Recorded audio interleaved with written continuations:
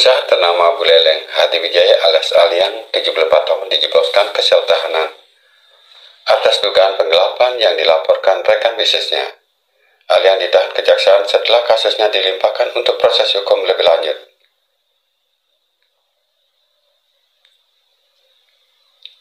Pasca penahanan Aliang, kuasa hukumnya I Gusti Ngurah Artane Esa dan Wayan Mudite menyebutkan penahanan itu penuh dengan kejanggalan. Pasalnya, ia dituduh menggelapkan dana sebesar 41 juta dan bukan termasuk dalam kategori kasus pidana. Terduga juga sebelumnya sempat ditahan. Klien kami sudah sempat ditahan dan sudah berakhir masa uji coba penahanan dengan alasan kesehatan. Kami selaku pengacara berusaha mengupayakan agar terdakwa dapat menjalani tahanan kota sehingga dapat melakukan perawatan agar kesehatan klien kami dapat pulih kembali. Jelas Ngurah Artane Kamis 20 Juli 2023. Ngurah Artane menyebutkan sejatinya kasus tersebut dilaporkan oleh bukan orang yang disebut korban. Pelapor dugaan penggelapan atas nama Siska, hanya saja ada saksi korban atas nama Yeni menyatakan mengalami kerugian sebesar 41 juta atas jual beli semen. Jual beli semen itu terjadi di Seririt Buleleng. Jadi dari asas hukum, acara pidananya, kasus ini dipaksakan diterima sebagai laporan polisi di Polres Badung, terangnya. Ia juga menyebutkan perkara yang sama sudah dilaporkan di Polres Buleleng, namun kasusnya mentok. Ia juga menyebut kasus tersebut lebih pada perkara perdata dan bukan ranah pidana, disebabkan tidak ada bukti yang mengarah kliennya menggelapkan bayaran semen. Klien saya sudah unsur dan dalam kondisi sakit, ada kanker kelenjar getah bening dan tiroid. Saat di Polres Badung penahanannya dibantarkan dan dalam masa itu kondisinya membaik sehingga kembali dilakukan penahanan dan diupayakan penangguhan penahanan dan dikabulkan, katanya.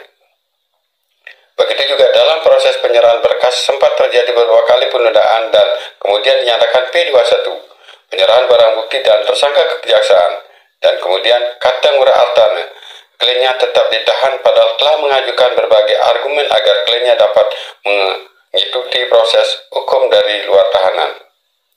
Klien kami kooperatif, apalagi dalam tidak ditemukan dua alat bukti permulaan yang menyatakan perbuatan pidana sama sekali tidak ada.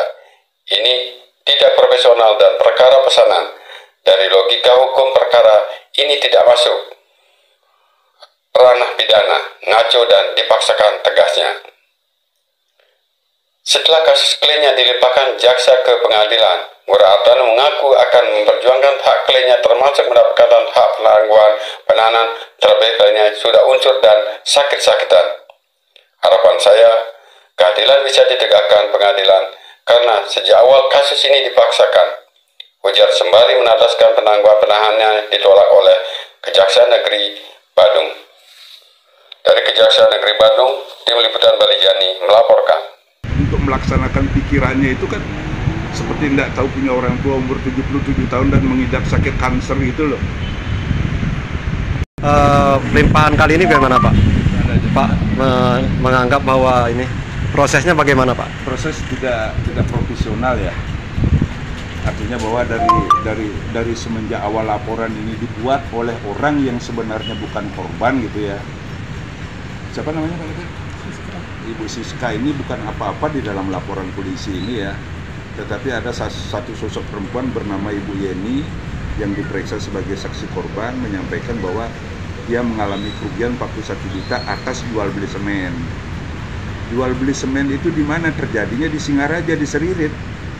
Jadi dari asas hukum acara pidananya saja perkara ini dipaksakan diterima sebagai laporan polisi di Polres Badung. Perkara ini sudah pernah dilaporkan di Polres Buleleng dan mentok. Karena terkait dengan perbuatan itu ada perbuatan, tapi bagi saya itu perbuatan perdata bukan perbuatan pidana gitu ya.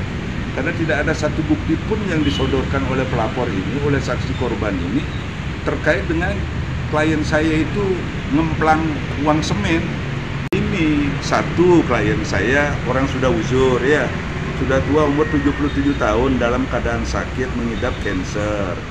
Ada kanker getah bening, merambat ke tiroid. pada saat dilakukan penahanan oleh penyidik Polres Badung, beliau sakit di dalam. Atas sakitnya itu beliau dibantah.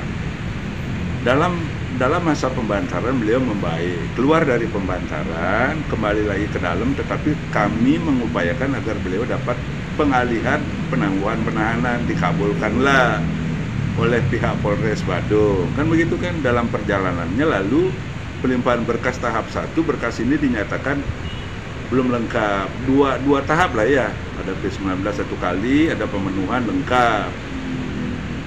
Dari jadwal tahap 2 penyerahan tersangka dan barang bukti sudah 3 kali tertunda karena klien saya tidak selalu siap dalam kondisi sakit. Hari inilah baru tahap 2 sempurna, penyerahan tersangka dan barang bukti. Nah, lalu apa sikap penegak hukum lalu di kejaksaan?